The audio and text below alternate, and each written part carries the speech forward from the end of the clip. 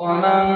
نعمره ننكسه في الخلق أفلا يعقلون وما علمناه الشعر وما ينبغي له إن هو إلا ذكر وقرآن مبين لينذر من كان حيا ويحق القول على الكافرين أولم يروا أنا خلقنا لهم مما عملت أيدينا أنعاما فهم لها مالكون وذللناها لهم فمنها ركوبهم ومنها يأكلون ولهم فيها منافع ومشارب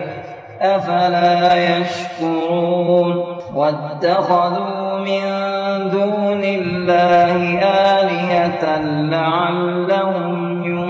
ينصرون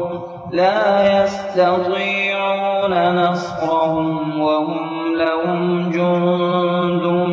محضرون فلا يحزنك قولهم إنا نعلم ما يسرون وما يعلنون أولم ير الإنسان أنا خلقناه من نطفة فإذا هو خصيم مبين وضرب لنا مثلا ونسي خلقه قال من يحيي العظام وهي رميم قل يحييها الذي أنشأها أول مرة وهو بكل خلق عليم الذي جعل لكم من الشجر الأخضر نارا فإذا أنتم منه توقدون أوليس الذي خلق السماوات والأرض بقادر على أن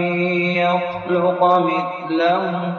بلى وهو الخلاق العليم